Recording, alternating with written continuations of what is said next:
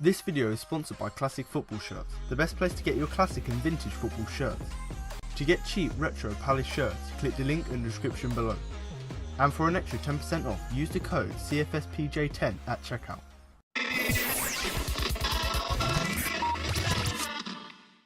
Hello and welcome to the Equals for Palace podcast. I'm Alfonso Greenbrook, and in today's podcast, I'll be looking over the game against Burnley, but bringing you my match review, player rankings and my man of the match. As well as this, I'm also going to bring you interviews with Roy Hodgson, Bakary Sako and Luka Milivojevic after the game. So let's begin.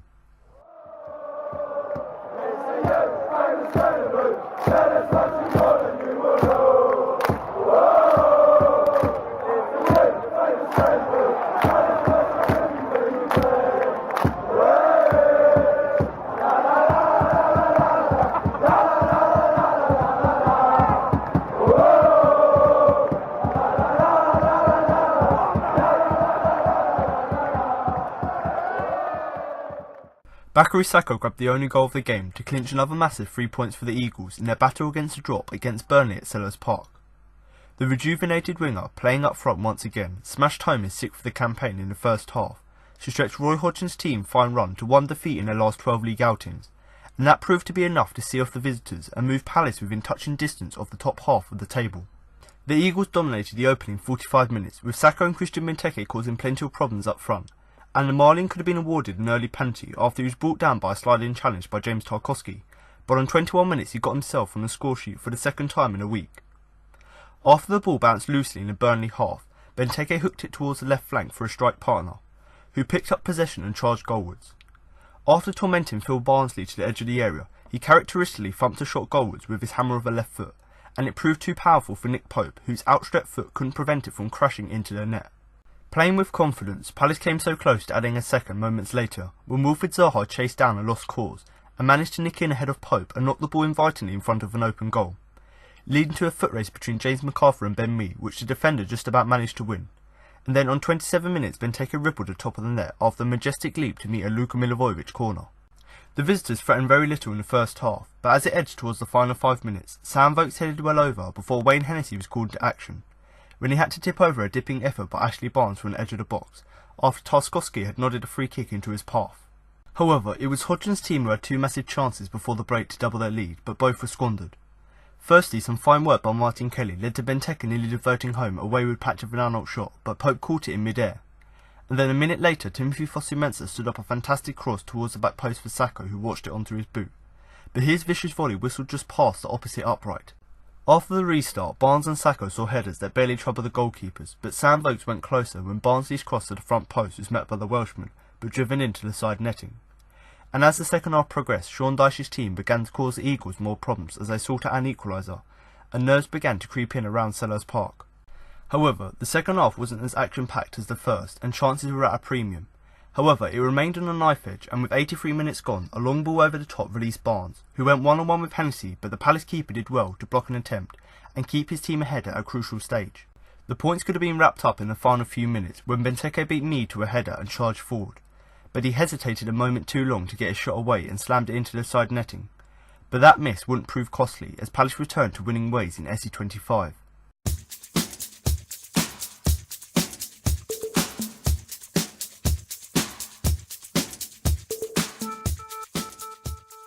A solid first half performance and a slightly more tense affair in the second saw Crystal Palace bounce back from an FA Cup defeat to take a 1-0 win against Burnley. The home side didn't dominate possession but was certainly in the ascendancy as Bakary Sako put the Eagles ahead during the opening period, and his side produced some cutting counter-attacking football.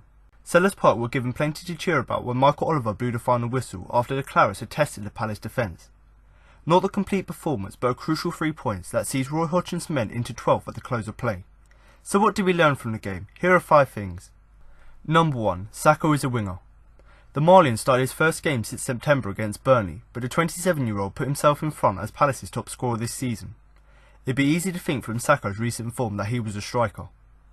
Despite a strong game and a well-taken goal, we must all remember that the winger is not in fact an out-and-out forward because of the Eagles' lack of squad depth. Alongside his goal and a well-taken volley in the first half, Sako appeared ponderous when through on goal and wasn't always convincing, but his build-up play is exactly what Palace need. He jinked drive and tormented the Clarets defenders with his unpredictable dribbling and looked most at home on the left byline, curling low crosses that the away side had to marshal rigorously, and of course cutting in, putting Phil Barnsley on his heels and grabbing a goal. It wasn't the perfect performance, but given his frame and silly feet, the match winner has all the tools to occupy opponents' defences alongside Wilfried Zaha. Number 2. Zaha worked really hard. The winger was typically technical and troublesome for the Clarets defence to deal with, but his defensive tenacity really shone through. Time and time again the Ivorian international intercepted, hassled and harried Charlie Taylor, as well as anyone else in his vicinity, to create breaks in Palace's best opportunities through his work rate without the ball. The 25-year-old was involved in 15 defensive duels over the 90 minutes and won 7 of them, not a bad return for a winger. Lacking the creativity of Yohan Cabaye midfield and ceding a lot of possession, even to Burnley, such pressure was crucial, and Zaha showed in the first half that he had it down to a T. Number 3. Roy likes a pre-match coffee. We all know that Roy Hodgson is the last of the gentlemen in an industry that is increasingly cutthroat and where careers are disposable. What we found out is that the Eagles boss invites opposition managers for a coffee before they go head to head for the day, and this weekend Sean Dyche joined him. The Burnley boss said that they chewed the fat, and he predominantly took the opportunity to spend his time listening to Hodgson due to his vast experience. In a time where Jose Mourinho and Antonio Conte are filling the back pages with their spat, it's nice to hear about the good guys. Number 4. Fosu Mensah can be exposed. The Manchester United loanee put in a pretty good performance, but could give other sides hope against Palace.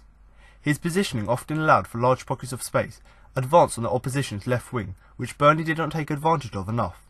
Perhaps the Dutch youngster utilised the fact that the Clarets weren't exploiting this area to not cover this part of the pitch so well, but Palace will not always be so fortunate. George's Kevin Nkudu, Burnley's loan signing from Tottenham, found space pretty easily when he entered the fray, which should be a warning sign for Hodgson's often marauding fullbacks. And number 5. Palace really need some players. Only the top 4 performed better than Crystal Palace in the Premier League in the last 10 games, and the Eagles have only just lost once in 12. That doesn't mean that Palace shouldn't be in a rush to strengthen. Hodgson chose not to make any substitutes during the 90 minutes, despite his side struggling for much of the second half as Burnley built up pressure. The home side couldn't get a foothold for an extended period, and could have used a player of Cabaye's class to change the tempo of Palace's play. The midfield maestro stayed on the bench however, having just been past fit on the morning of the game. Hodgson only wanted to utilise the Frenchman's services if he really had to. The injury crisis will come to harm Palace if it isn't countered soon.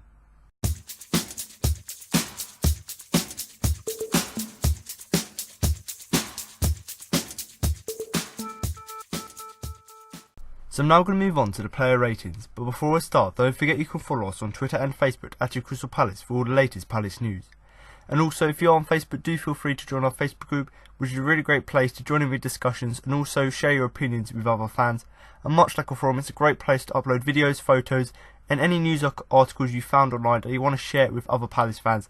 Then do, of course, feel free to join the Facebook group, because much like a forum, not only is it a great place for you to post your own opinion, but you can also read what others have to say. If you disagree, you can also have discussions with them. So if you are someone who not only likes to share your own opinion and your own photos, but if you are someone who likes to view what others think and other people's photos as well, then of course do that. And of course do join the Facebook group, or do join the Facebook page, and do follow the Twitter page if you do want to keep up to date with all of the transfer news over the next month.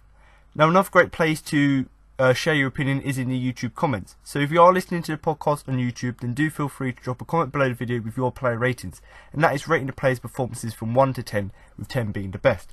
And even if you don't want to comment with your player ratings, do feel free to drop your views of the game, how you thought the referee performed, who you thought your standout player was, how good of a goal you thought that Sako scored, and even how good you thought Benteke was, because there's some debate as to how good his performance was because he missed a few chances. So even if you don't want to comment below with your player ratings so that I can compare your thoughts to mine, even if you don't want to do that, then do feel free to drop your views of the game below, whether you're a Burnley fan, whether you're a Palace fan. And that's so not only that I can come back and see what the listeners thought about the game, but any other fans who come to the video, whether they're Palace or Burnley, they can not only listen to my views in the podcast, but they can also listen and read what other fans thought about the game.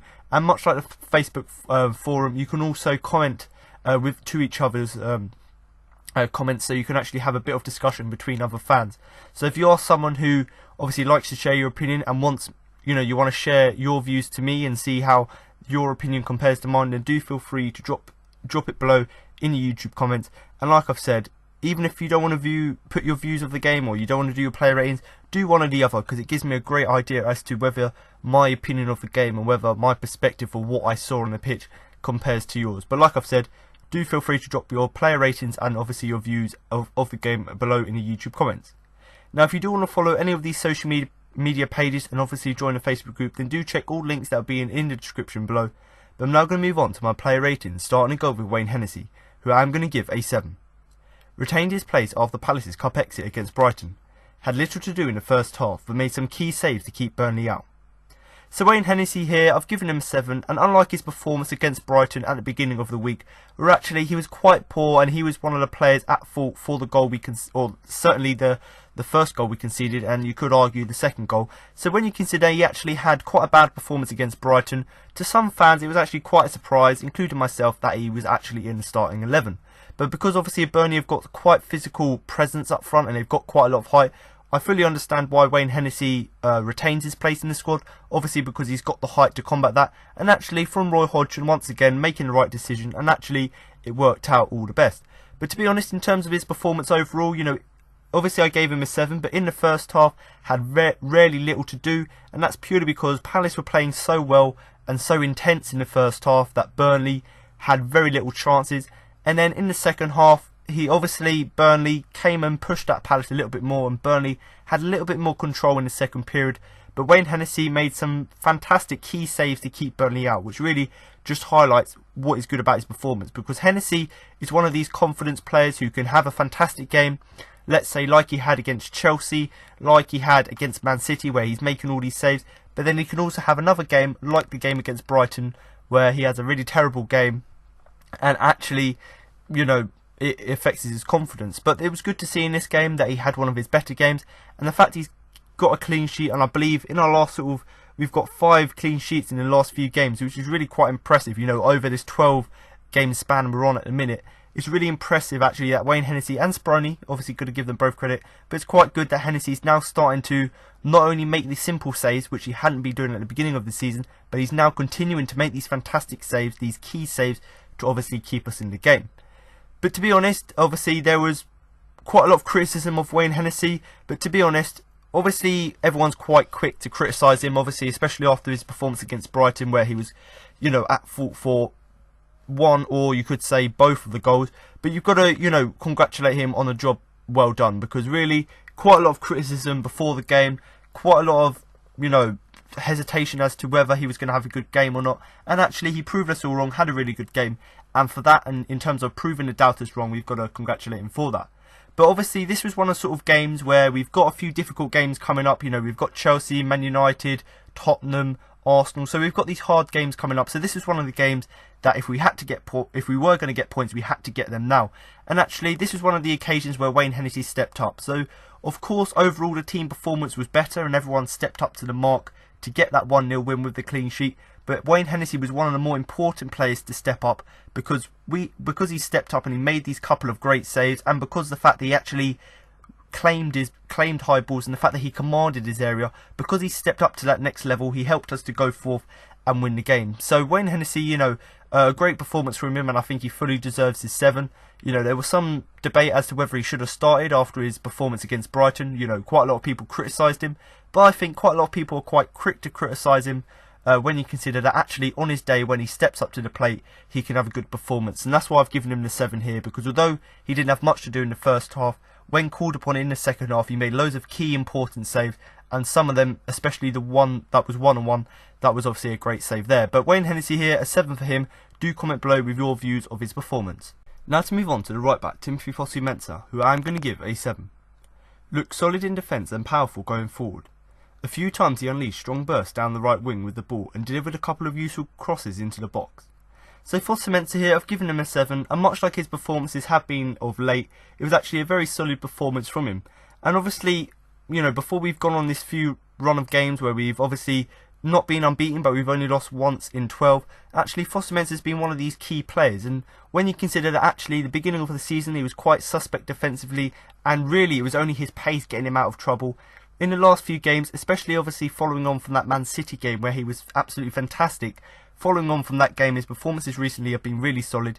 And once again in this game here against Burnley, who obviously have done really well this season, he looked solid in defence once again. And the thing that I liked about this performance is the fact that yes, he looked solid in defence, so he's finally getting that defensive solidity right, but going forward he was very powerful as well. And that's something at the beginning of the season we saw, that yes, he was fantastic going forward, he was powerful, he was strong, he was fast, but the thing that let him down is the fact that sometimes he went so far forward, his positioning was out, and obviously we get attacked down that side. So what we saw in this game, and obviously against City, is the fact that yes, now he's going forward and he's being quite effective, but he's now getting that balance right and making sure he does his defending work first and then goes forward. And that's something that's fantastic to see, the fact that we've got a player who not only can contribute defensively but can also contribute further up the pitch. And that's something that's fantastic about his game. You know, he's got the pace to come back and defend, and as well using that pace to go forward, and also he's got that physicality to defend and, you know, mark out strong forwards, and he's obviously got that strength to obviously drive forward. So really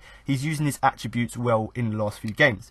Now obviously there was quite a few times obviously where he went forward and they were fantastic. He made loads of fantastic runs down that right hand side, and quite a lot of the time obviously his crossing hasn't been fantastic this season, but in this game I don't know what happened, whether he's been practicing his crossing, but in this game there were quite a few times where he made these bursts down the right wing and put in fantastic crosses. And you know, obviously not all of them came to the head of Benteke or Sako or to Zaha. Obviously some of them maybe got overhit, but the fact that he's able to get forward and put chances in the box is great to see as well.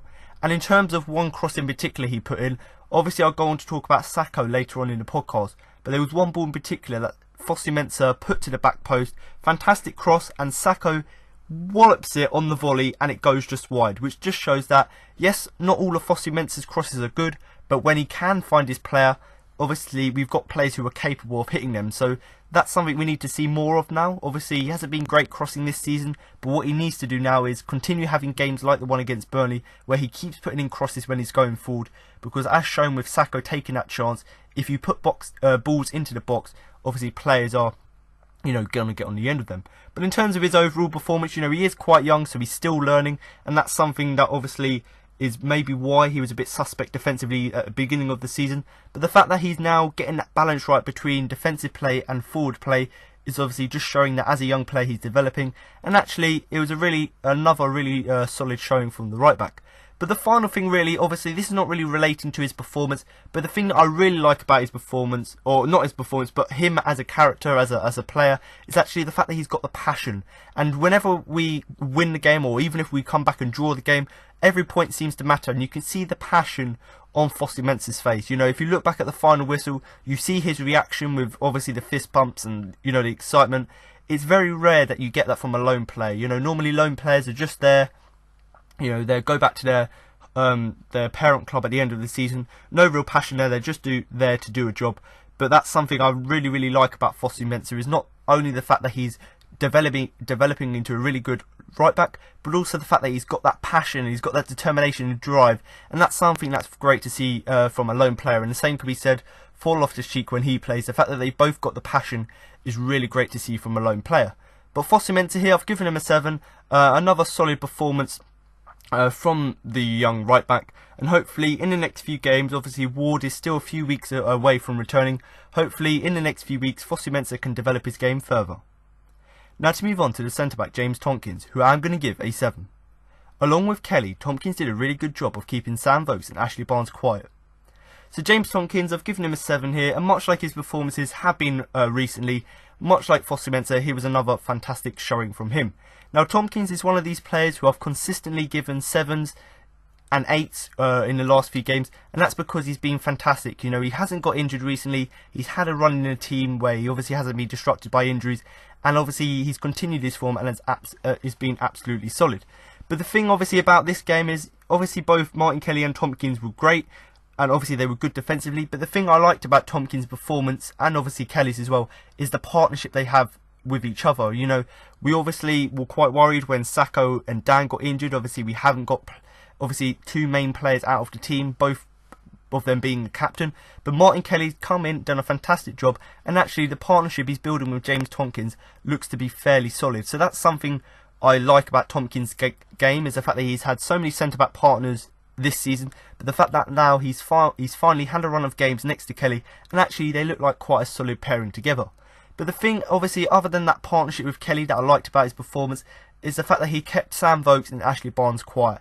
Now, these two players in particular have been fantastic for Burnley this season. You know, they've been two of the main reasons why, other than the defence, why Burnley are, you know, at the top end of the table. You know, they've been fantastic this season under the stewardship of Sean Dyche.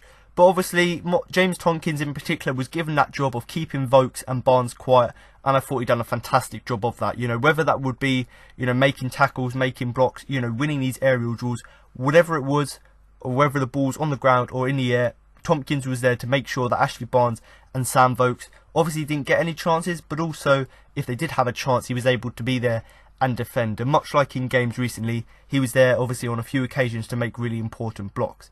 But the thing that I really like about Tomkins' performance, yes, some could argue he's injury prone, and I don't want to jinx it now, but in the last few games it's great that he hasn't been injury free, and he's just showing that actually if you give him a run in the team, what he can actually do.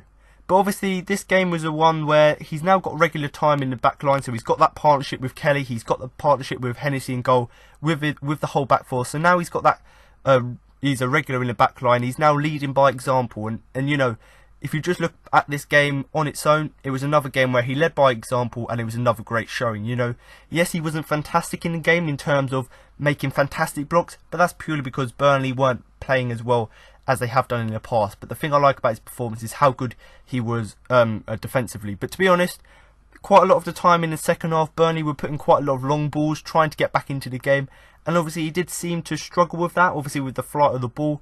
But obviously that didn't really affect his overall game, because if he couldn't head the ball, obviously Hennessy was there to claim it, and even if that doesn't happen, he can obviously let the ball run and obviously clear it with his feet.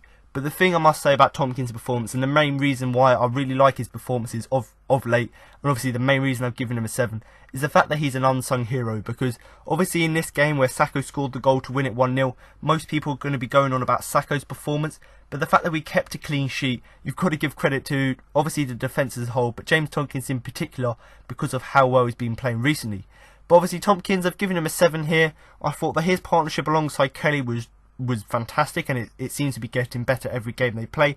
And actually the main thing I really liked about Tomkins' performance was obviously the fact that he kept Sam Vokes and Ashley Barnes quiet. So overall, a good performance from the centre-back, and hopefully there's more to come from him in the next few games. Now to move on to the centre-back Martin Kelly, who I am going to give a 7. Another impressive display from Kelly, who's becoming a really good central defender for Palace.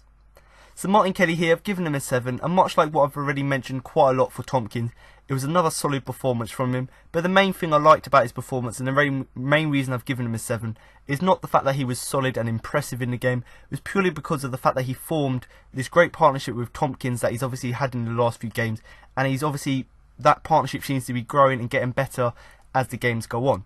But overall, you know, in terms of his overall performance here against Burnley, I thought it was another impressive display. And actually, we know that Martin Kelly, obviously he's been a scapegoat because he played quite terribly when he's been playing at right back, you know, beginning of this season, last season. But actually, now he's been moved to his more preferred position at centre back. He's actually proven to be quite a good central defender for Palace. And when you consider Bakary Sako's still a few weeks away from returning, Scott Dan's out for the season, when you consider we've got these defensive players who are out with injuries, it's been fantastic to see the fact that Martin Kelly stepped up to the plate and actually proved that although he's not that good at right back, actually when you play him in a central role, he can actually have a real impact and be really solid for the team. But the thing really I like about his performance, obviously, and this is something that I've seen, and obviously most fans have picked up on the last few games, is the fact that now he's playing in the position which we've obviously wanted to see him play, but he obviously prefers to play. It's now great to have him see him have a regular run in that position, and actually he's proving people wrong at the minute. You know, people thought he's not that good of a player. Obviously, his time at Liverpool, obviously maybe it was a fluke, but actually, even though he was playing bad at right back, we gave him a chance to play at centre back, and actually he's proving people wrong. And actually, now he's had a regular run in the side, he's actually proven that actually this position is the best one for him, but also he's proven that he can play here. But the main thing about his performance, obviously it was quite an impressive display, you know, full of tackles, blocks, and just overall being a rock at the back. Obviously the thing that I liked most about his performance, and you know, I'll go on to talk about it later in the Man of the Match award, but his solid challenge in the corner to win the ball back really just summed up how he's been playing recently, but also just summed up what he is all about, what his game is like. You know, he's got that passion. You know, the ball was right by the corner flag, Burnley were about to clear it, and just as he's done that, Martin Kelly's closed down the defender, tackled him fantastically in front of the Homesdale, obviously got the ball back, pinged it to the edge of the area to Vanano, who's had a shot, and then Benteke tries to have a flick, and obviously Pope was able to save. But that sort of commitment and that challenge to win the ball back right by the corner with a fantastic tackle to literally get up straight away and ping the ball back into the area was absolutely fantastic to see. And, you know, we don't see many players making a challenge like that, you know, with that much determination. But the fact that Kelly done that just proves that actually he's turning into be actually quite a good player for us. And when you consider, I believe he's only 27, maybe 28, so actually he's still got quite a few years ahead of him. So really, at the moment, based on his form, he's actually playing really well, and hopefully, alongside Tompkins, he can continue this form in the upcoming weeks. But Martin Kelly here, I've given him a 7. Much like the performance of Tompkins, a very solid, impressive performance defensively, and actually, alongside each other, I thought they performed formed quite a good partnership. And, you know, like I've been saying in recent weeks, he's slowly becoming quite a good central defender for Palace, and hopefully with him now playing in that position that he's most comfortable in, he can continue to develop more. But do comment below what you thought about Martin Kelly's performance, and whether you do agree with the fact that the opinion of most fans that actually he is better at centre back than he is at right back. Now to move on to the left back, Patrick Vanano, who I'm going to give a 6. He's likely to enjoy a long spell in the starting 11 now that Jeffrey Slupp is out with an injury. Going forward he looked good, but sometimes left Palace exposed on the left hand side. So Patrick Vanano here, I've given him a 6, and much like his performance against Brighton, where actually he had quite a lot of impact, although he had slightly less impact here, it was still a very solid performance from him. And when you consider that actually, much like Martin Kelly has been in the past, Vanano has been, some could say, a scapegoat in recent weeks, maybe even you could say the whole season, because really people criticising him quite a lot because of his defensive game. But actually in this game we kept a clean sheet, and actually you've got to give a little bit of credit to Vanano, because actually his defensive performance has improved. Much like what Allardyce done with him last season, it seems that Roy Hodgson is starting to get the best out of him and actually start to exploit the talents he has. But the thing obviously about his performance, and the main thing to highlight, is the fact that now that Jeffrey Slupp's out injured, obviously Vanano's going to have to take his place in the squad, because Papa Soare is nowhere near ready to be starting a Premier League game. So because of that, obviously Vanano's got to step up. He's going to be the first team left back now for the next few months, and actually I think he's done a good job of that. You know, he may not be fantastic, but at least he's not being terrible like he has been, let's say, against Bristol City. He's now actually putting in quite consistent performances, and actually he's having quite a bit of impact on the team. But in terms of his overall play in the game, you know, some could say he's not that best at defending, and yes, you could say that. And quite a lot of the times, he was obviously left Palace exposed at the left-hand side. But much like Fosu-Mensah on the other side, because he's got that pace to get back and defend, that obviously is an attribute which he uses. Yes, obviously it isn't ideal that he goes forward so much that he has to track back, but the fact that he's able to get back and use his pace when he makes a mistake or when he leaves so much space on the left hand side is great to see, because really going forward he always looks good. You know, he gives us an attacking threat, he gives us that other option to get across into the area or to make a run into the box. So yes, he's given us that option, but still that can leave us a little bit exposed at the back. But like I've said, with Fosu-Mensah, he's got that pace to recover, and quite a lot of the time, especially in the last sort of few games where he's now obviously has to step in because Jeffrey Slupp's injured, actually now he's looking like, he's starting to get that balance right. And that's something that Allardyce done last season in terms of getting that balance right between attack and defence for Vanano. And obviously Roy Hodgson, obviously doing a fantastic thing with the whole squad, but Vanano in particular, he's turning him into a more consistent player, and long may it continue. But obviously, I've given him a 6, not as good as some of the other players who I've given 7s.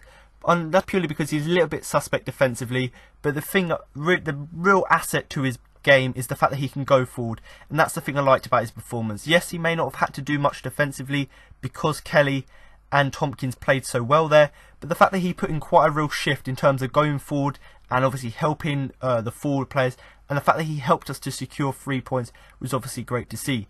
So do comment below what you think about Vanano's performance, whether you do think he deserves a 6, and also whether you do think that actually his defensive work is as good as people think, or whether you think that actually, because he's a scapegoat, people are going to say his defending isn't that good, where actually, as he proved in this game where he got a clean sheet, actually he can put in a shift there. So Patrick Vanano, giving him a 6, I think is a fair result. Now to move on to the midfielder, Luka Milivojevic, who I'm going to give a 7.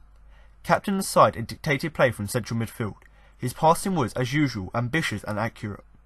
So Luka Milivojevic here, I've given him a 7, and before I go on to talk about obviously his performance in central midfield, I've just got to say congratulations to him obviously in being made the captain for this game, and actually, much like some of the other leaders in the team when they got the captaincy, I thought that he captained the side really well. So really, you know, I personally think that with the injuries you've got, the fact that Cabaye, obviously, you know, his fatigue seems to be catching up with him, you know, Sako's a few months away, a few weeks ago away, Dan's out for the rest of the season, Punchin's out, so actually we've lost our main captains and we've lost our main influences on the pitch.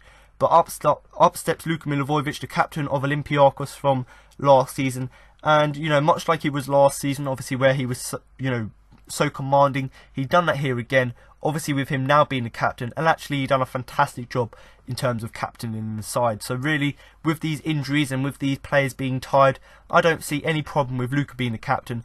And actually, when it comes to next season, if obviously Roy Hodgson's going to stay on to try and build a team, I certainly think we've got to build it around obviously Zaha, but also we've got to build it around Luka Milivojevic because he's a great asset to the team.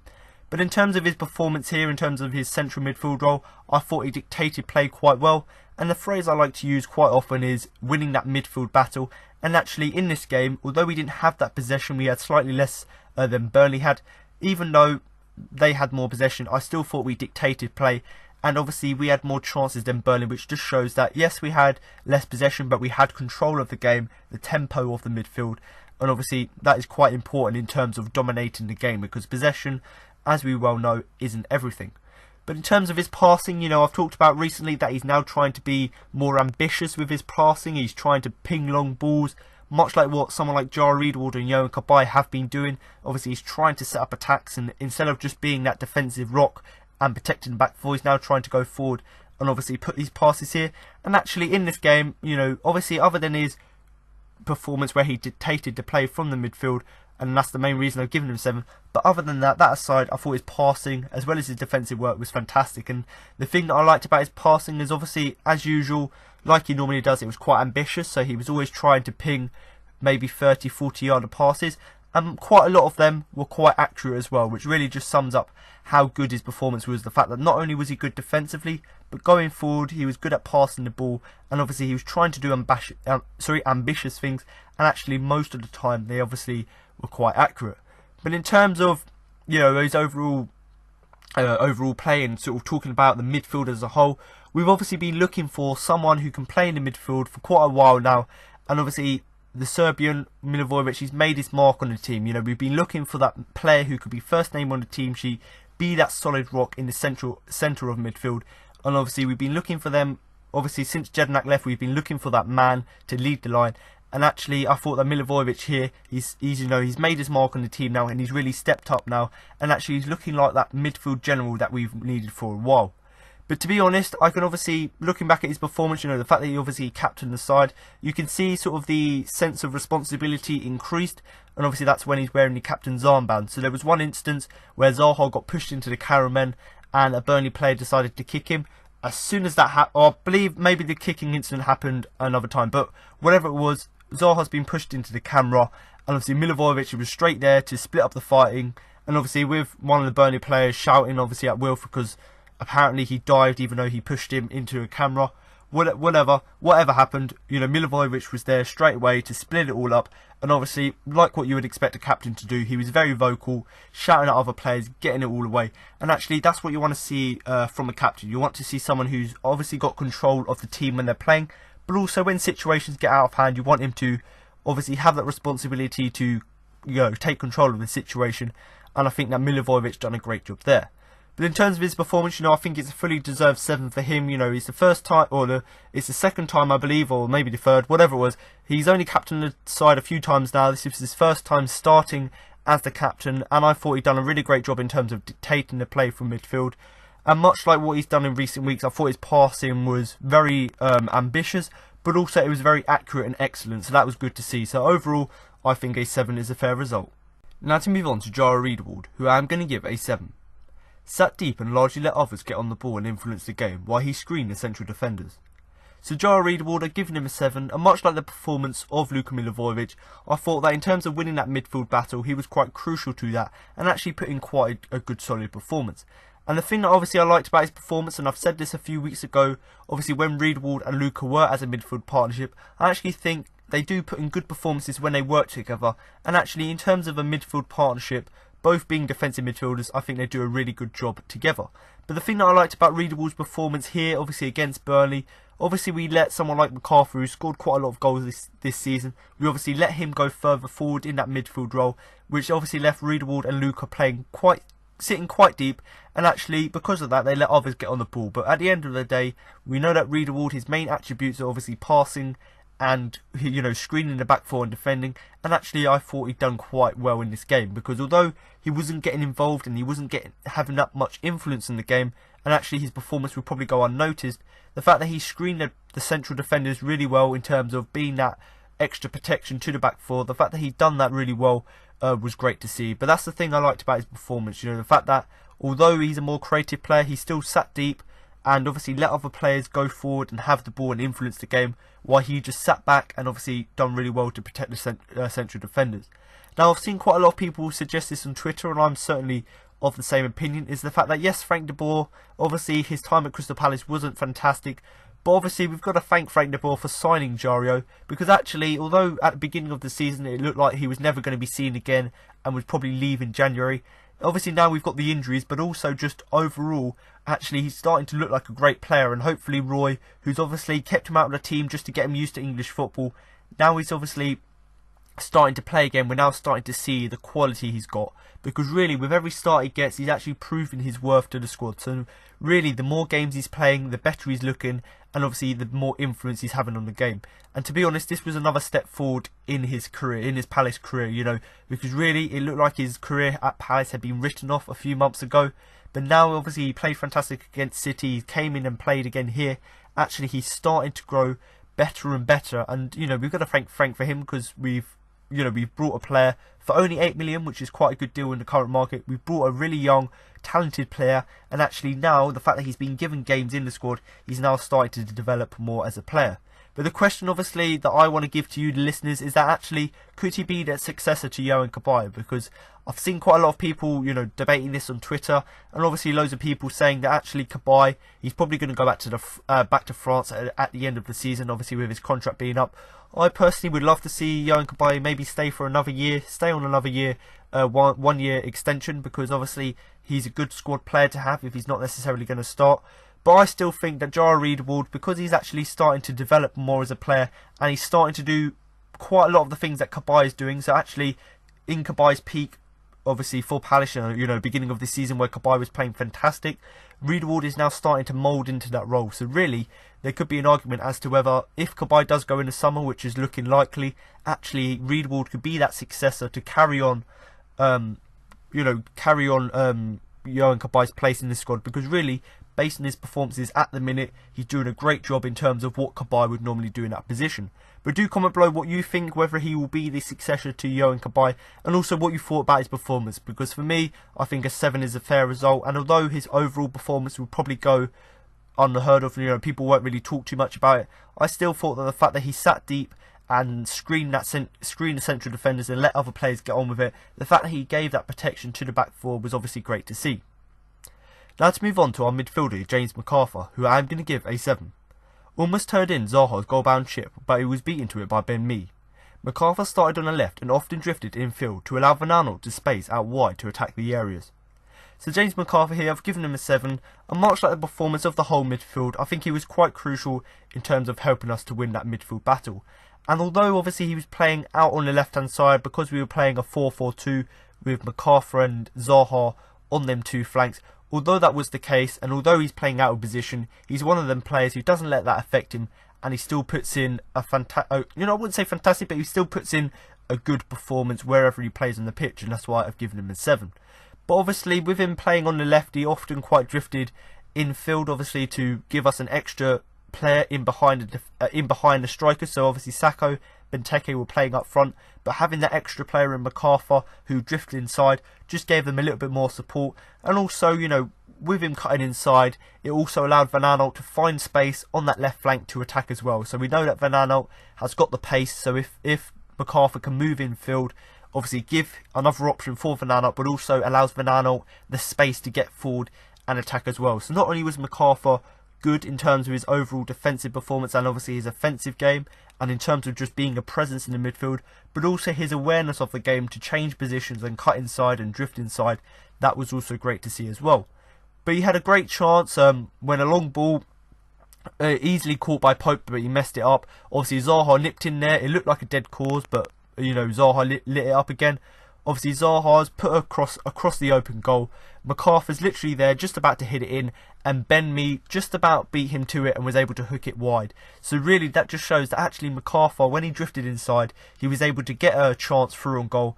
And obviously, unluckily for us, Ben Mee was there to obviously make that fantastic challenge at the last minute to stop it from going in. So that's something I really liked about his game, the fact that yes, he was playing out wide, but when he moved down the middle, he still put in it, or when he was out wide, he still put in a shift, but when he moved down into the middle, he was obviously able to have a chance. And obviously it was just a fantastic block by Ben Mee which stopped him from scoring that. But really, you know, we know his usual game is, you know, getting stuck in, winning the ball and supporting the attack as much as possible. Even though he was playing out wide, I still saw that in his game. And although, you know, unlike someone like Sako, for example, who scored the goal, or Benteke, who got the assist, you know, although he didn't have as much influence as these players and he wasn't involved as much as other players, much like the performance of Riedewald, yes, they weren't having much influence in the game, but I still thought that their performance was great as well. And the main thing I like always about MacArthur's performances, and this is his usual game, this is what he normally does, is the fact that he gets stuck in, he wins the ball, and obviously he goes back and supports the attack as much as possible. And that's exactly what I saw in this game. So really, James MacArthur, I think he fully deserves a 7. And obviously, even though he was playing out wide, he doesn't moan about it, he gets on with his shift, much like what Loftus-Cheek does in that position. He gets on with his job, and even though he was playing out wide, he still used his game awareness to drift inside, and obviously had that great chance which was obviously blocked by Ben Mee. So James MacArthur here, I think his 7 is a fair result. Now to move on to Bakary Sako, who I'm going to give a 9. Scored his 6th goal for the season and became Palace's top scorer in all competitions when he opened the scoring after 20 minutes. His powerful run in field created some space for the shot from a tight angle, but his left-footed drive rifled into the net. So Bakary Sako have given him a 9, and much like his performances have been recently, he's been absolutely phenomenal, you know, in terms of his revival recently, and this was just another game where he put in another fantastic performance. And even though he obviously, at the beginning of the season, we were all asking for him to be sold, and obviously he wasn't even getting a look at it inside, he's now turned it all around, and once again he's putting in good performances here. But the main thing to highlight about his performance, yes, he got the goal, but the most important stat is the fact that this is his 6th goal of the season, which is quite surprising when you consider he obviously didn't play in the first few games, and obviously he was out of favour. But he's come back from his injuries, he's come back rejuvenated, and actually he's now our top scorer this season in all competitions, which really just highlights how well he's been playing recently. Because really, obviously we went the first 7 games without scoring goals, so really, you know, it's going to be hard for players to even hit loads of goals. But the fact that now we're now starting to score goals, it's great to see that Bakary Sako is scoring them. But also it's great to see that he's now, you know, top scorer. Because if you look at the strikers at the club, Christian Benteke has got 1 goal, Bakary Sako's got 6, which really just highlights how much of a good season he is having. And obviously, you know, the problem with him last season, you know, the season before that, is the fact that he got so many injuries and he kept having these setbacks. Now he's obviously had a long period without an injury and he's starting to pick up form. It's now all accumulating together along with the coaching of Roy Hodgson, and he's actually putting in even more fantastic performances here. But in terms of the goal he scored, obviously it was a fantastic goal in terms of the drive into the box and a powerful shot with his left foot. But the thing that I really liked about that goal is, yes, it was a fantastic ball over the top from Benteke to spread it out wide. But the fact that Sako, he's got no right to, you know, pull that defender as he did in terms of, you know, dragging him out of position. He has no right to do that, but he done that. That was fantastic. And that just created quite a lot of space. And obviously from quite a tight angle with players around him, it looked like Benteke was expecting the ball to come to him from across. But Sako backed himself, obviously a player with confidence, and just rifled it left-footed into the net. You know, absolutely powerful shot. Nothing Nick Pope could do with it because it deflected into the goal. Fantastic strike from him, and just in front, you know, in front of the home style. Great celebration with the fans, and obviously it's great for him to get his 6th goal of the season. But in terms of obviously his overall performances recently, he certainly deserved to start the game, and I think he was rewarded with the start, and rightly so. I think he's fully deserved a place in the starting 11 because of how well he's been playing recently, and obviously because he's now picked up form, because he was playing so well off the bench. It's now obviously unfortunate that Andros Townsend's injured, but the fact that Sako's obviously played so well, he's come into the side, and even though he's now starting the game and isn't an impact sub, he's still having a great influence on the game. But to be honest, here in this game here, he proved he was more than worthy of putting in an excellent display, by being the match winner. So he's just proved in this game here that actually he's still got the quality, and although he's had his injury troubles, he's now put them behind him, and actually he's turning out to be a really crucial asset for us in terms of going forth this season. But it was an excellent display from him here, and the thing that I really like about his performance, obviously he's had all of these injury troubles, and I keep mentioning it, but I think it's really important to highlight that yes, he's had these injury problems, but the fact that he was able to get rejuvenated under Roy Hodgson, and Hodgson has been able to get the best out of him, trained him to be a centre forward now as opposed to a winger. The fact that he's done all of that and Sako's improved is fantastic to see as well. But the main thing, obviously, other than the goal he scored, there was a great chance which I already talked about with Timothy Fosu-Mensah putting a fantastic cross, and obviously we know that Sako's got a powerful left foot, but I've never seen him put so much power into the shot on the volley. He's hit it on the volley, fantastic power on it. It's just a shame that the accuracy was just a few centimetres out, because I'm sure if he had hit that, obviously there was nothing wrong with the hit, but if he had hit that just a few inches, maybe even centimetres to the left, it would have gone in top bins.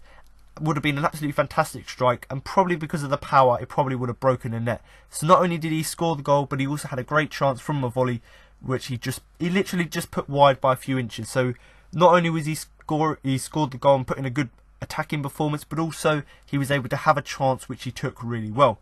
But Bakary Sako here, I've been really impressed with his form of late. Do comment below whether you think he's better as a striker or as a winger. But based on this game here, I think he works quite well alongside Benteke, and actually that partnership seems to be working really well. So do comment below with what you think about this, and obviously what you thought of the goal, because it was a great strike. So do comment below what you thought about the goal. But obviously, like I've said, I've given him a 9. It's very rare that I give players a 9, but his performance and with the goal he scored, it was just a no-brainer for me in terms of his importance to the game. So Bakary Sako, I think a 9 is a fair result. Now to move on to Wilfried Zaha, who I am going to give a 7.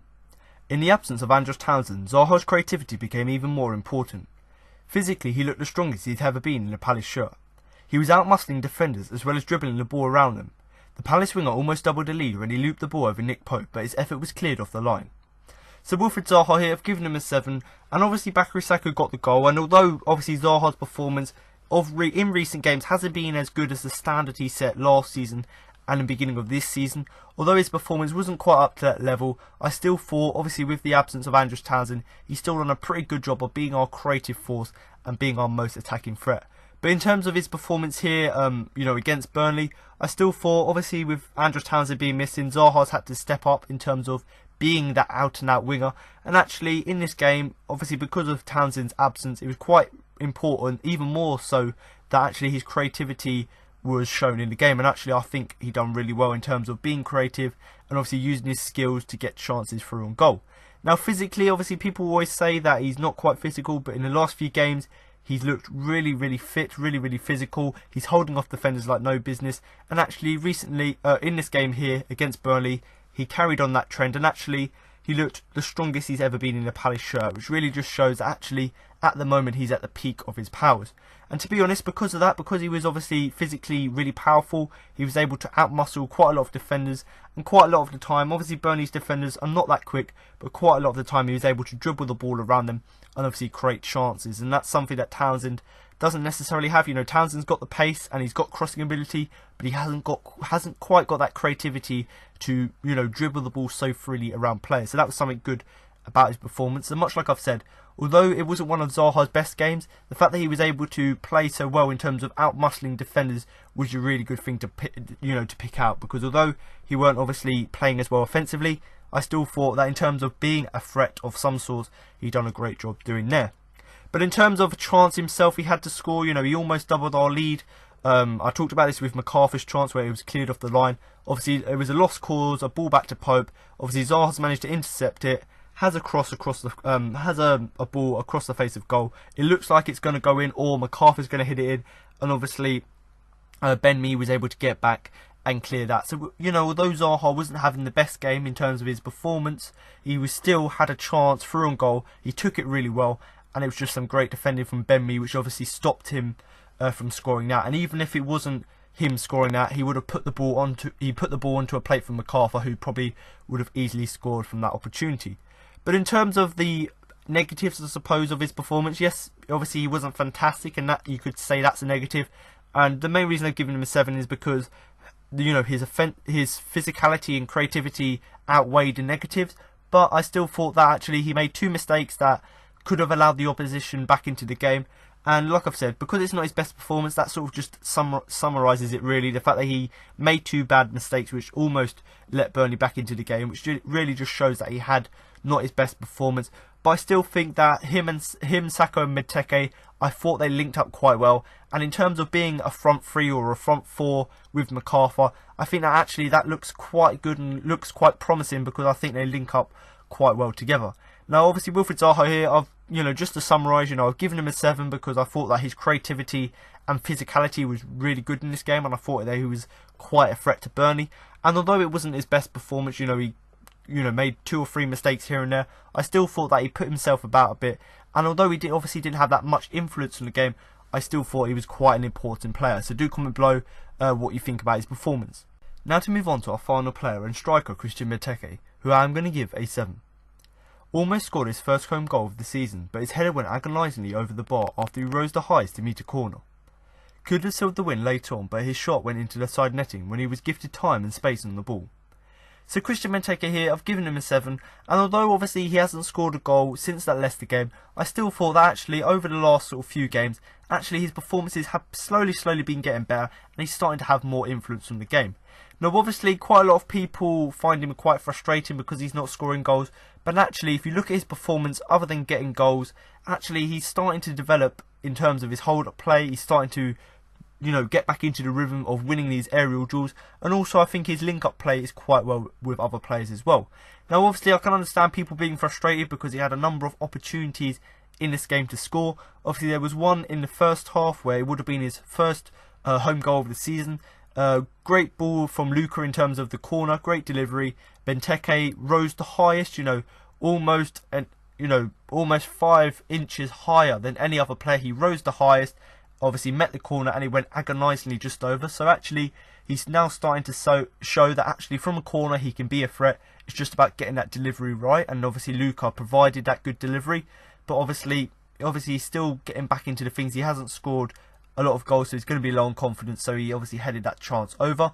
And obviously there was another chance later on which would have put the game at 2-0, probably would have killed it, and he was obviously running through on goal, and he had lots of time, lots of space on the ball, and obviously you can see he's a player with no confidence, because he probably the better thing was to either cross it to Zaha to score. Obviously it would have been a tap-in for him, or it would have been to take the shot first time, but instead obviously you can tell he's low on confidence. He decided to run through on goal and obviously tried to round the keeper, but put his shot into the side netting, because really that was a great chance to kill the game off. Obviously luckily we didn't need it because the game finished 1-0, but it would have been a great way to finish the game, scoring your first home goal of the season with actually what would have been a great chance, because there was some great build-up play. He was running through on goal on the counter, and obviously like I've said, it either would have been better for him to take the shot first time or for him to square it to Zaha. But you can still understand if you're a bit low on confidence, you obviously find situations like that, quite difficult. But in terms of his overall performance recently, yes, people criticise him, but he's now starting to find his way back in again. And actually, this game was a step in the right direction, because although he wasn't fantastic in this game, he's now showing slight improvements every week, which actually show that he's now starting to get back into the rhythm. Now, he obviously didn't get his he didn't get his name on the score sheet, which is quite frustrating to some fans. But that doesn't mean that he wasn't involved, because still quite a lot of our hold-up play, came through him. Quite a lot of our aerial battles were won by him to set up our attacks, and quite a lot of our dominance in terms of keeping possession, although we didn't have a lot of it, was all down to Benteke holding up the ball and stopping players getting the ball off of him. But the main thing you've got to credit him for the game here, yes, people say, oh, he didn't score, he didn't have that much influence. But if you look at his performance, he contributed quite a lot, and actually he provided the assist for the goal. Great ball over the top for Sako. Obviously, I already explained a great goal by Sako. But although Benteke hasn't got that many goals this season, he's only got one, he's still up there with one of our top assisters, which shows that even when he isn't creating his own chances and he isn't taking his own, he's still being a team player and not being selfish, and is actually looking at other players around him to obviously help set them up. But in terms of his overall performance, I think a 7 is a fair result. Do comment below what you think about his performance, and whether you think that new players who are reportedly coming in, like Moussa Dembele, Babacar, Niasse, do comment below whether you think these players will obviously first off improve us, and also whether you think that the competition for places in the starting 11 will obviously help Benteke to improve his game here. But I personally think a 7 is a good performance from him. He had 2 great chances to score, which obviously he didn't score from. But the thing you've got to look at his performance is the fact that he got the assist and is now starting to get better as the weeks go on.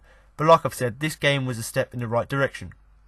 Now obviously there weren't any subs made in this game, which I think is the first time we haven't done that this season, and that's obviously Roy Hodgson has said we've got a few injuries, and actually he wasn't going to use any of the players off the bench if he didn't need to, and obviously we went on to get the 1-0 win, so really we didn't have to use any subs, and fair play for Roy for doing that, because actually I thought that the team he picked done really well in terms of lasting the full 90 minutes, and actually I don't think it was necessary to actually get a sub off the bench. So before I go on to give you a small summary of the game, and obviously my views and my sort of summary overall of the game, I'm just going to give you, obviously in place of the subs where I would normally talk about them, I'm going to give you Frank Lampard talking on Match of the Day on Saturday night, just giving his views on Roy Hodgson and Palace's revival under him. I'm so happy for Roy, because I think we all know he's tactically aware, experienced manager, but I think his chairman, Steve Parish, talking this morning, said that he'd energised the whole place, enthusiasm, and I think when he got the job at 70 years of age, the huge question marks about can he energise his team that have lost 7 straight wins at the start of the season. You know what? He's proved them all wrong so far. Yeah. So that was Frank Lampard giving his views on Roy Hodgson and Palace's revival under him. And obviously before I gave you that interview, I obviously said that I was going to give you a small summary of the game. And actually, before I go on to move on to the man of the match section, I'm just going to give you a sort of short summary of the game. Now, when you consider all of the injuries we have in the squad at the minute, we've got 7 first-team players out injured. And obviously there's 2 long-term, and you could argue Connor Wickham is in that that group as well. So really we've got 7 first-team players out injured, 3 of those who are long-term injuries. So really our squad is quite thin in terms of having these injuries.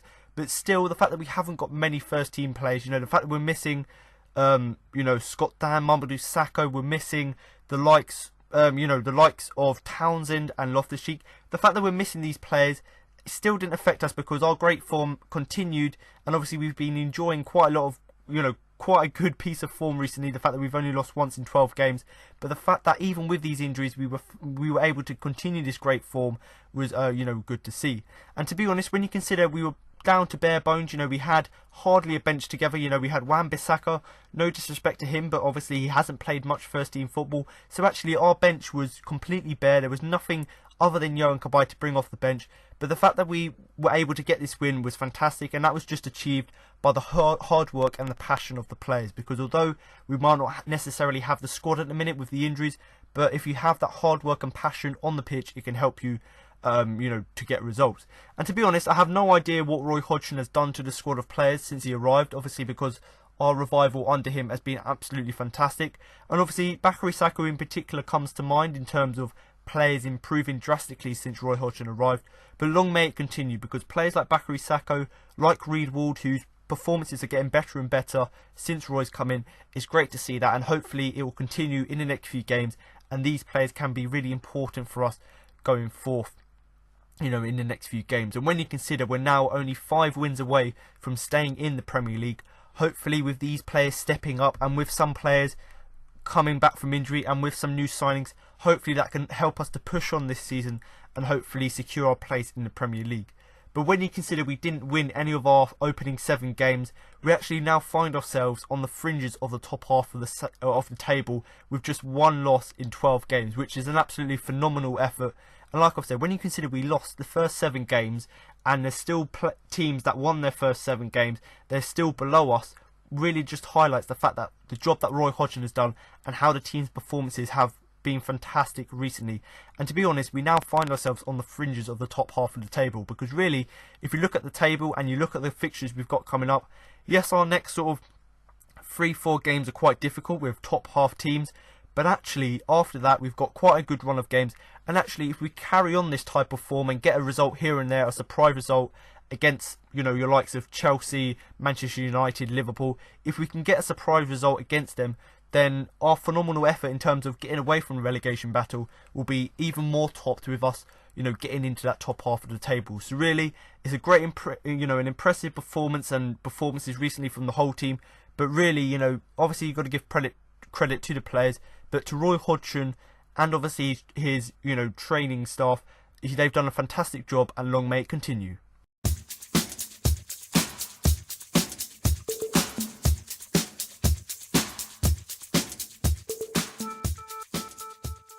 Now to move on to my Man of the Match award.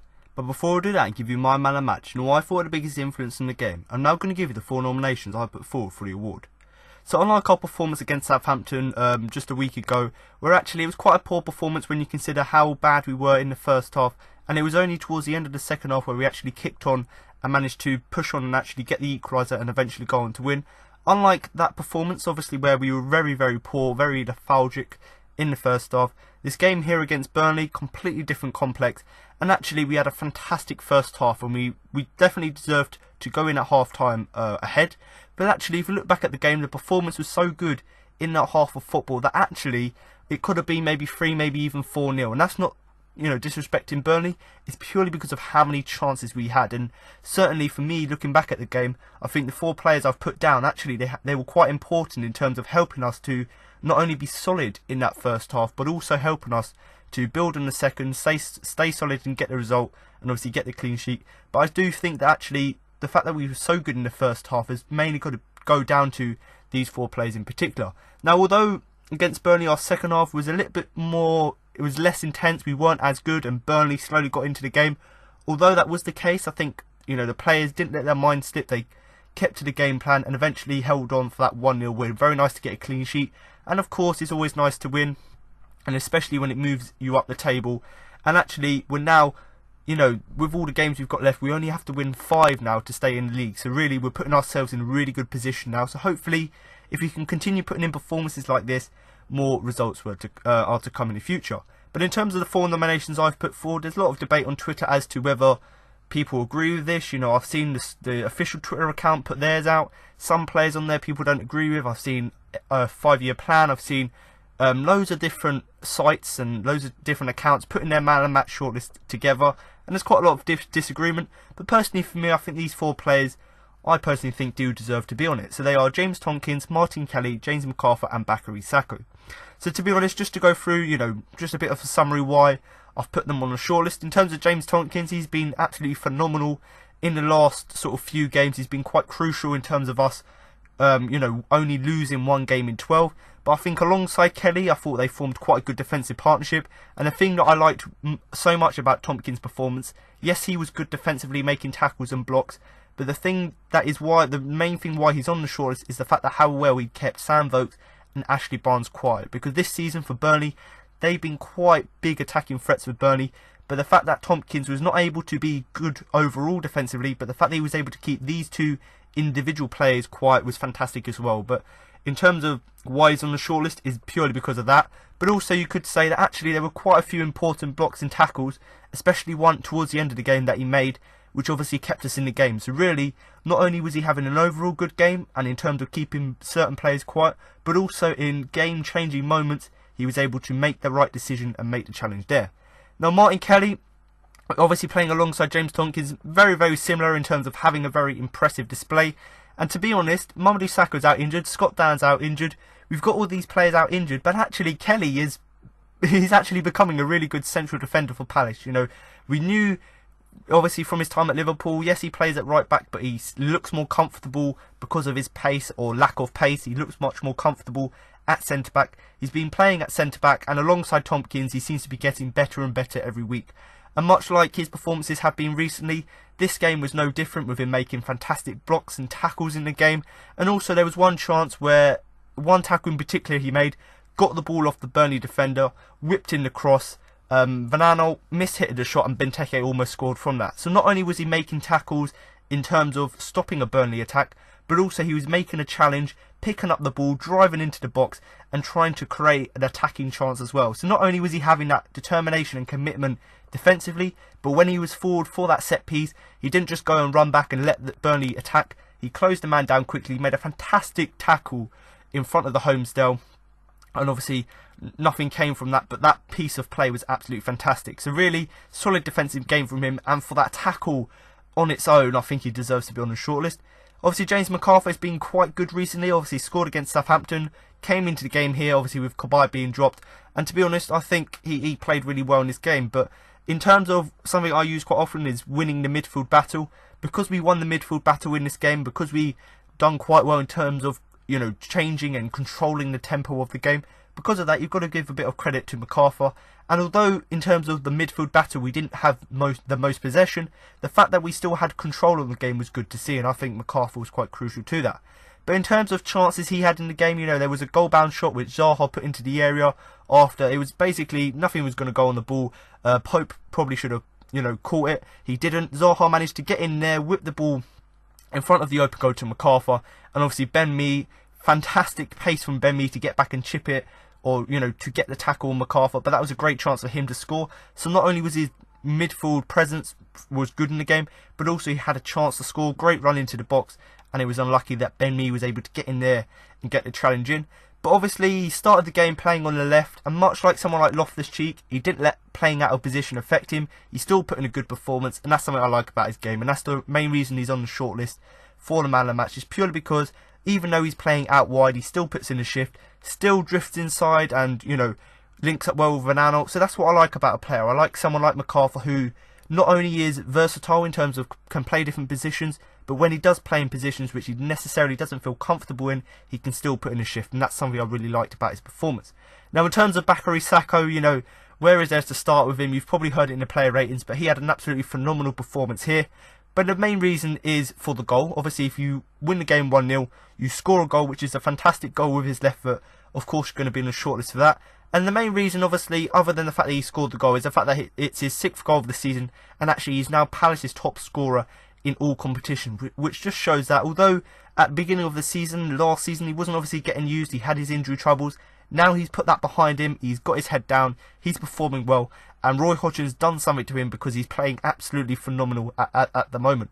But you know, but other than the goal he scored, obviously that was a fantastic goal in terms of getting that ball from Benteke, the first touch, running into the area, and obviously hitting it on his left foot into the top corner. That was absolutely fantastic, you know, so powerful that Pope couldn't do anything about it.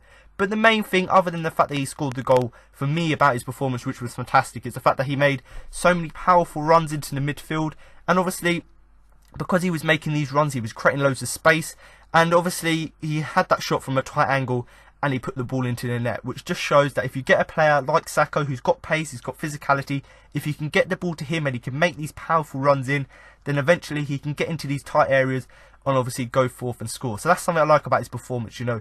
Other than scoring the goal, his offensive play was fantastic, and the fact that he worked quite well up front with Benteke was quite nice to see. Now the final thing about Sako's performance is the volley. You know, you've probably seen this quite a lot on Twitter, but there was a fantastic ball in from Tim Fosu-Mensah to the back post. Sako hit it with so much power, and it went narrowly just wide. If that had gone in, you know, although his goal against Brighton was fantastic, that could have been one of the most, you know, that could be up there with goal of the season for Palace, purely because of the power on it, the fact that he was able to hit it on the volley first time, but the fact also that it was so close to the top corner, it was amazing. So overall, Bakary Sako got the goal, great offensively, and obviously had that volley. Main reasons I've put him on the shortlist. But for me, obviously, I do think that Tompkins, Kenny McCarthy and Sako, they all deserve to get credit from the game.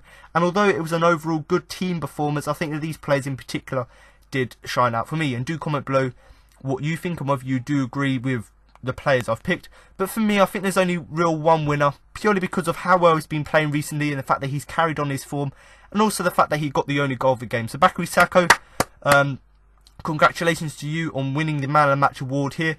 But I must give special mentions to Martin Kelly, who, in my opinion, if I had to, you know, rank players in order of the nominations I've picked, Martin Kelly would be a close second place because his defensive performance was absolutely fantastic here, but Sako just edges him purely because Sako got the goal and the fact that he was just being such a menace in the game. And the main reason for me that Sako's on the shortlist is the fact that he's turned his season around. You know, at the beginning of this season we wanted him to leave, we wanted to sell him, but he's turned that all around and actually he's slowly becoming a fan hero purely because of the good performances he's put in. So congratulations Bakary, I hope you continue this form in the next few games, and with the injuries we've got in the side, it's time for him to step up and actually continue to take this opportunity he's been given.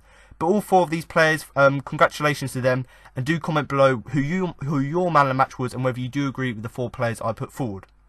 So now you've heard my match report, player rankings and my man of the match. That concludes this week's podcast.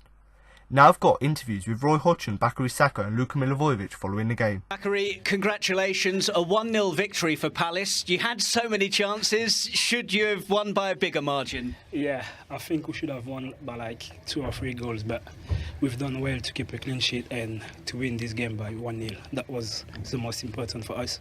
I'm not sure if you're aware of this, but that goal today, and I think it is your goal, means that you're Palace's top scorer this season now, despite not playing that much. What an impact you've had. I'm just being in shape since I've been back from injury, so I'm just trying to give my best for the team. The manager has confidence in me, so I try to give it back to the team. Talk me through the goal. I think I was like on 1v1 with the defender, and I was meant to go on my right foot, and I went on my left, have a strike, and lucky for me, that was a goal.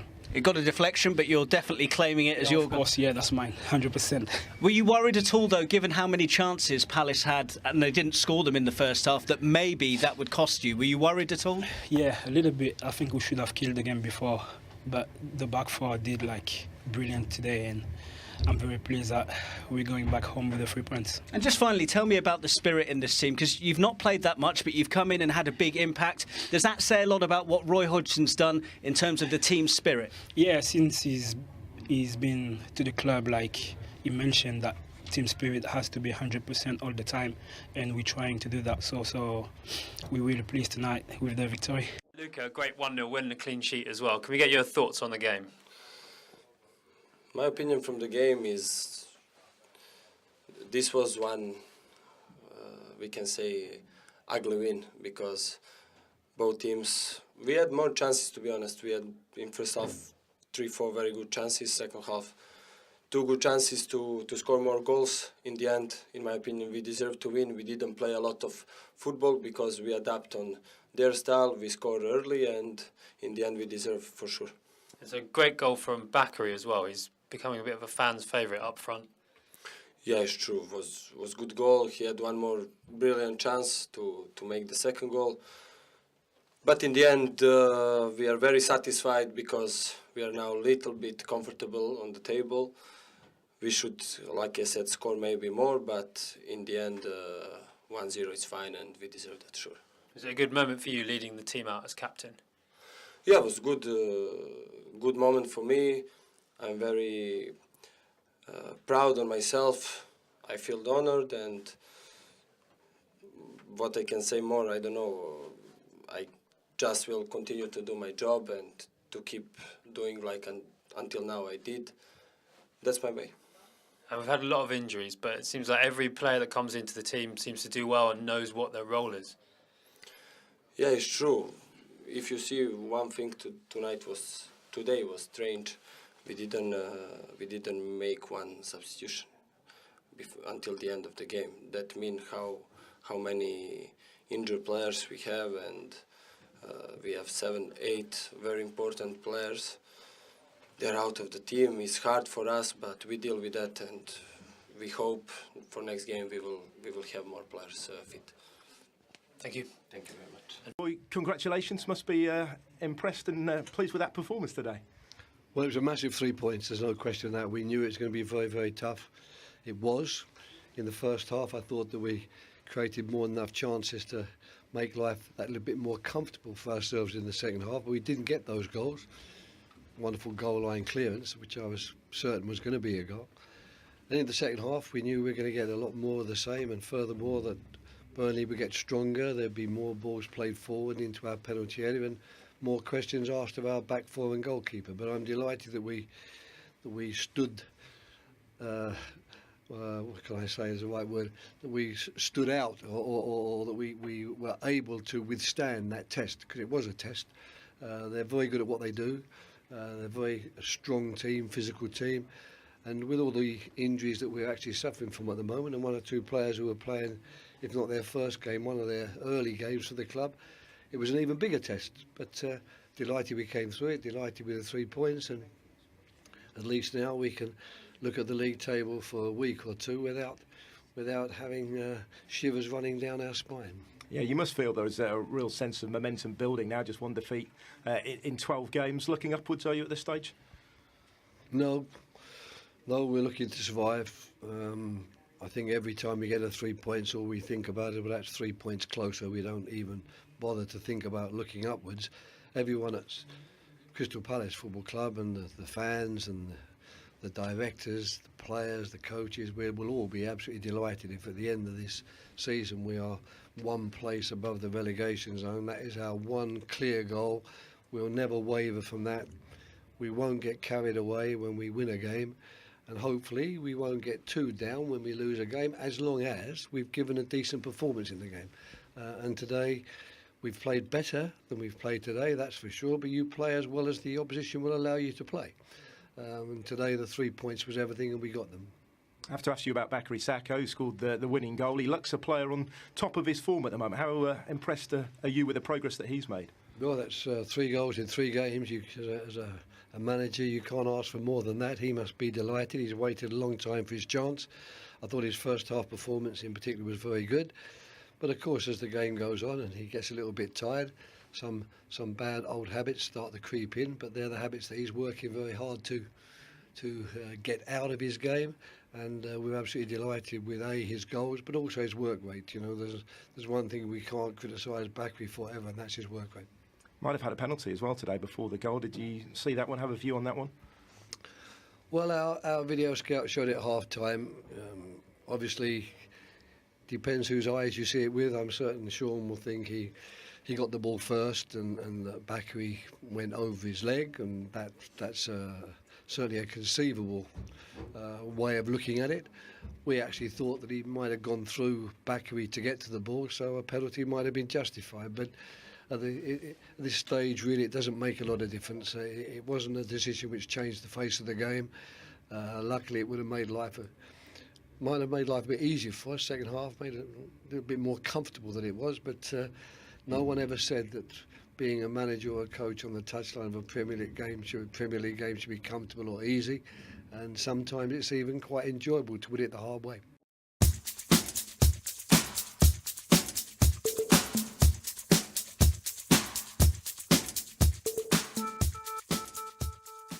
So there you have it. Now you've heard what Roy Hodgson, Bakary Sako and Luka Milivojevic had to say after the game. That concludes this week's podcast for the game against Burnley. But make sure to come back next week for a post-match review of the game against Arsenal. So thanks for listening, and remember to up the Palace.